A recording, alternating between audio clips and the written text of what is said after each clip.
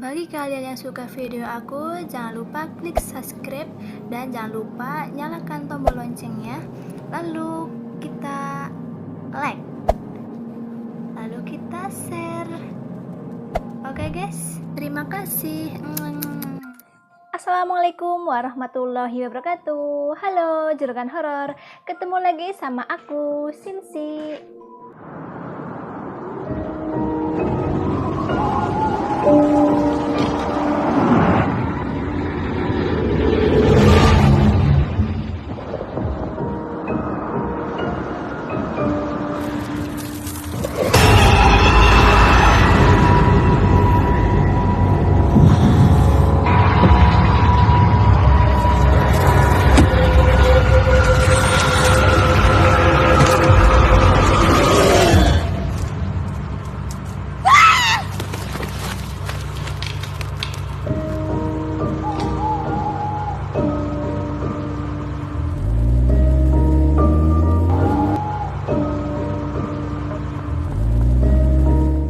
Kali ini aku akan bahas tentang Presiden Soekarno. Bung Karno itu kan karismatik dan angker ya. Beliau Bung Karno bisa menemui siapapun yang beliau ingini sendiri. Jadi ya, memang Bapak Soekarno ini sebenarnya masih ada. Baru-baru ini kan lagi heboh, isu Pak Soekarno masih hidup kan, sampai jadi perbincangan di media sosial.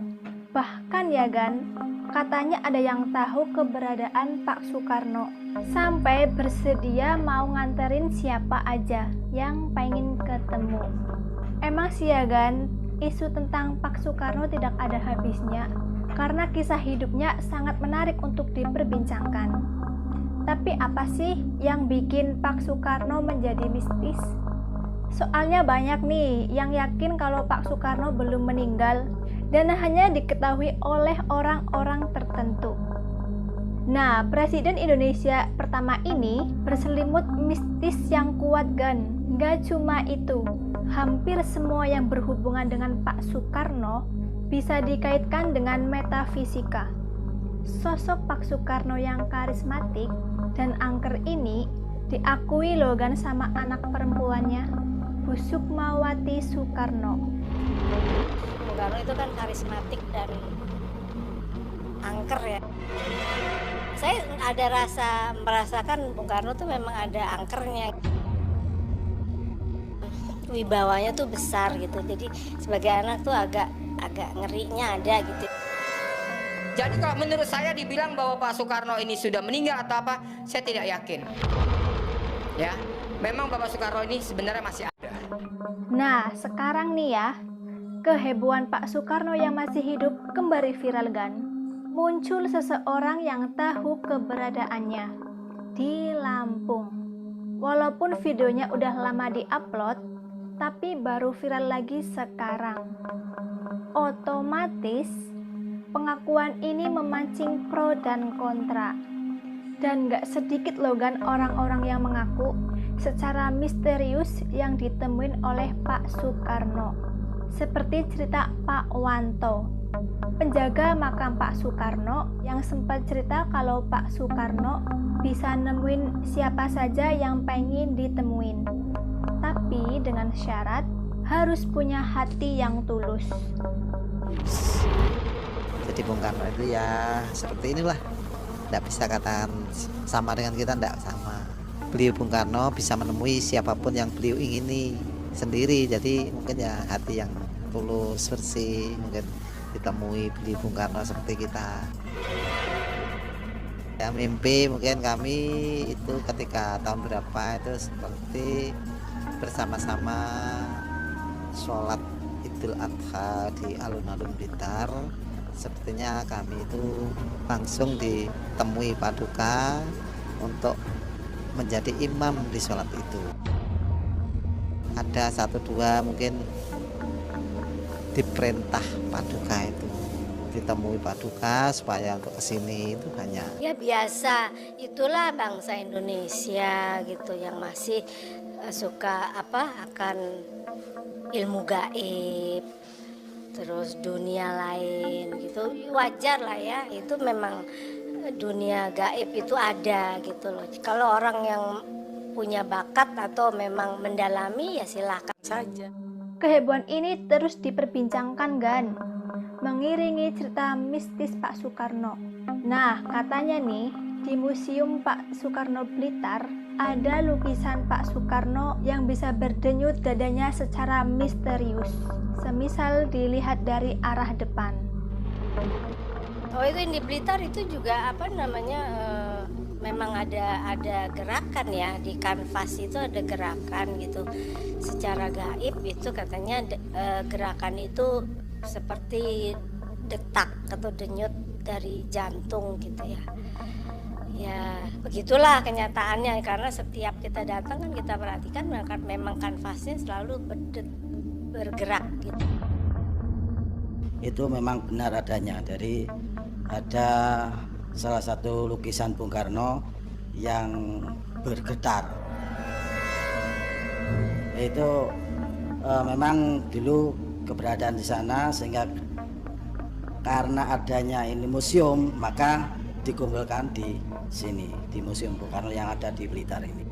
Awal mulanya semenjak lukisan itu dipasang di dalam museum tersebut, setiap orang melihatnya itu memang ya betul-betul ada getaran di dalam, kebetulan tepatnya di jantungnya, lukisan berada di jantungnya itu.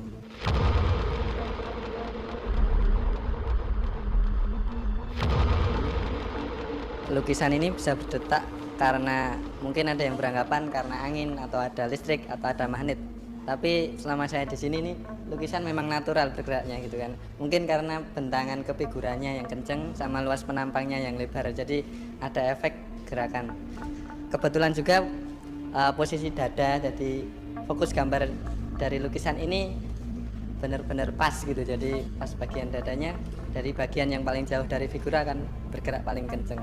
Lukisan ini dulunya berada di Istana Bogor, kemudian waktu pembukaan Perpustakaan Proklamator Bung Karno tahun 2004, sebagai salah satu koleksinya Ibu Megawati selaku Presiden menyumbangkan beberapa lukisan, salah satunya adalah lukisan ini. Nah, Museum Soekarno di Blitar ini punya banyak koleksi yang berhubungan dengan Presiden Indonesia ini kan. Selain lukisan yang bisa bergetar dadanya, ada juga nih uang yang bisa melipat sendiri. Walaupun pengaruh kertas bahan cetakan, tapi banyak juga yang yakin uang itu punya energi metafisika. Sebelum duluan. Jadi ini salah satu koleksi dari Perpustakaan Proklamator Bung Karno, khususnya ruangan non buku. Jadi kita bisa lihat uang seri tahun 64 ini bisa menggulung. Ya, menggulung itu karena reaksi dengan panas tubuh atau temperatur kita. Jadi uang ini terbuat dari dua lapis kertas. Yang satu kayak ada medan magnetnya, jadi kalau kena panas tubuh dia akan menggulung.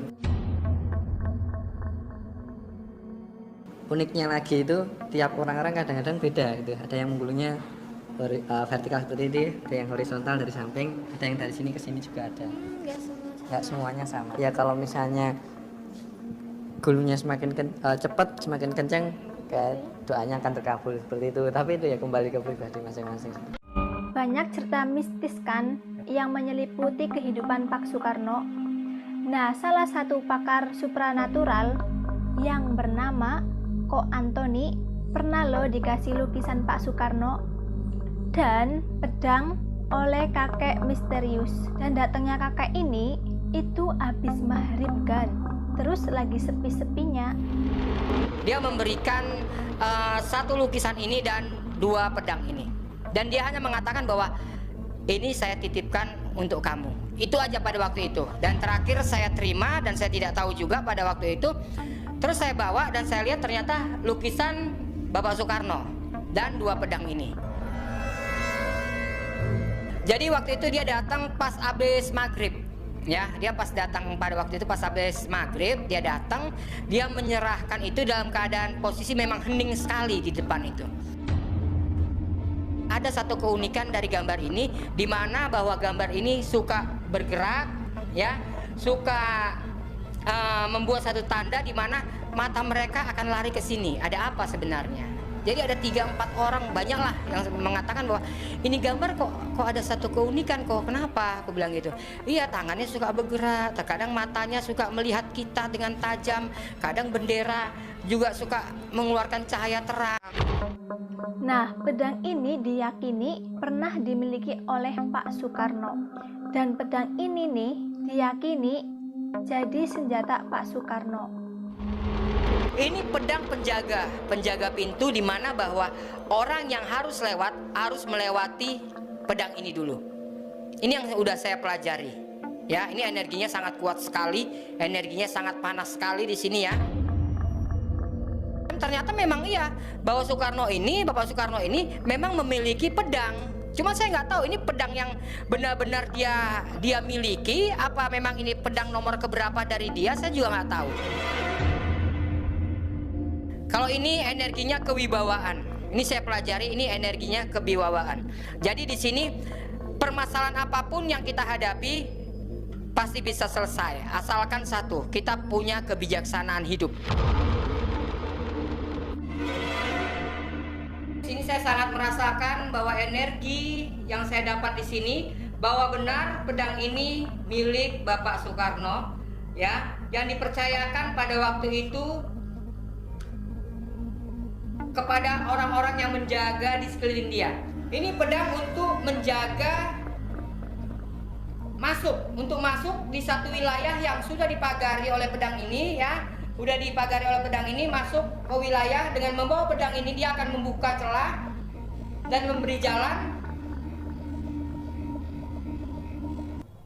Ya, luar biasa. Ini jadi ibaratnya pedang penunjuk arah, di mana bahwa Bapak Soekarno ada di mana, dia bisa memberikan satu energi positif. Pak Soekarno itu seorang tokoh yang dikenal sangat kuat secara mistis. Hidupnya nggak cuma dikenal tokoh bangsa, tapi juga tokoh spiritual. Banyak sisi misteri di sekitarnya, termasuk benda-benda gaib yang dimilikinya. Nah, semoga videoku kali ini menghibur kalian, sekaligus menjawab rasa penasaran. Pastinya rasa penasaran kalian. Terima kasih, dadah, sampai jumpa.